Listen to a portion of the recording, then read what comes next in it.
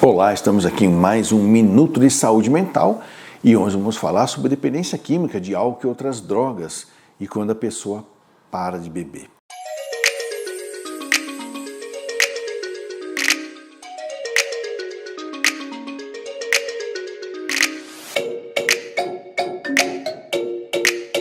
A pergunta é, quando a pessoa para de usar drogas, álcool e outras drogas, a abstinência, né? Porque ela parou, a abstinência, isso pode causar depressão?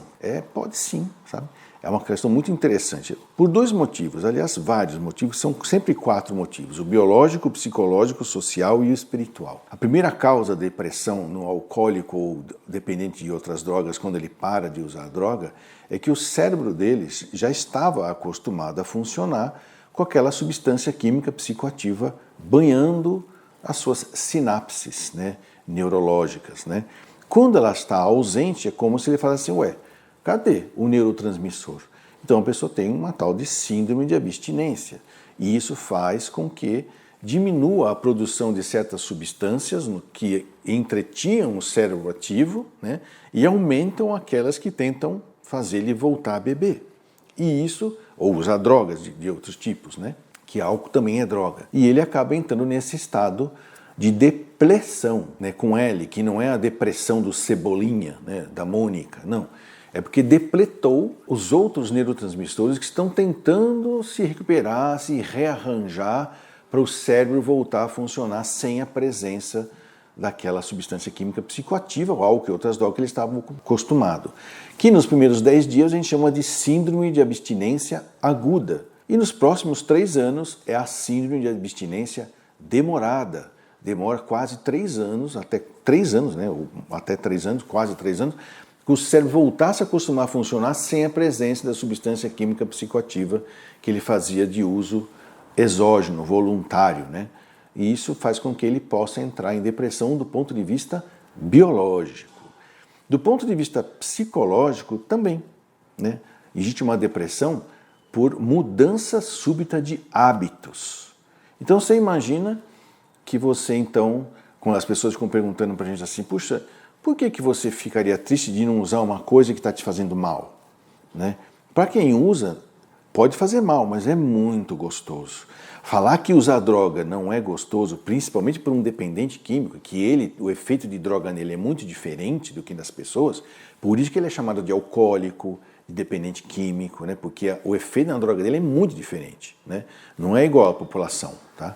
Quando ele para de usar, é como se ele perdesse a fonte de todos os prazeres da vida dele. Se você observar um dependente químico, ele só pensa em usar. Ele trabalha para ter dinheiro para poder usar. Né? Ele economiza para poder pagar as dívidas, para poder usar. Tudo é em função da bebida. Prepara viagens, mas é ele que toma conta da cerveja. Vai fazer um churrasco, é ele que toma conta da cocaína. Ele está sempre, tudo gira em torno. E psicologicamente falando, isso é o que a gente chama que é a mente siderada pela ideia do uso. E isso muitas vezes é inconsciente. Ele não percebe. Por isso que quando você aponta para ele essa situação, ele nega. Não. Eu uso porque eu quero. É a negação, que é inconsciente. E quando você quebra a negação dele, ele entra em depressão, que é um processo terapêutico. Quando você tem insights, quando você percebe que o cheiro de cocô não é o vizinho, é porque você pisou no cocô do seu próprio cachorro, você fica chateado de perceber que a causa daquilo é você mesmo. Então é a depressão pós-insight, né? E também tem a depressão de origem social, né? Que é quando ele começa a perceber que as pessoas estão magoadas, ressentidas, com raiva dos seus comportamentos quando ele estava na ativa. Porque normalmente o dependente químico ele é muito imaturo, egoísta e cheio de mania de grandeza. E ele não percebe que ofende, magoa, desdenha, abusa, recusa, rejeita as pessoas, tudo em função dele poder usar a droga dele, tudo em função de poder beber. Então, quando ele percebe que as pessoas estão muito magoadas com ele, cai a ficha de que parece que ele virou um demônio, né? Parece que ele virou o fim do mundo. Também isso deprime bastante. Mas a principal causa da depressão é a espiritual, né? Na qual ele se dá conta, né? Que ele não tem mais nenhuma motivação na vida, nenhum propósito na vida que a não ser usar droga. Tudo na vida dele, toda a vida biológica dele, toda a vida psicológica dele, toda a vida social dele parou para servir à sua doença, à sua dependência. Então ele cai num vazio existencial muito grande. A gente costuma dizer que ele entra em luto quando ele para de beber, porque essa era a melhor amizade que ele tinha, era o melhor antídoto para todas as dores deles, biologicamente falando, era a melhor terapia que ele tinha toda vez que ele ficava triste ou chateado, e era o melhor amigo, né? Era a esposa dele, a mulher amada dele, era uma droga.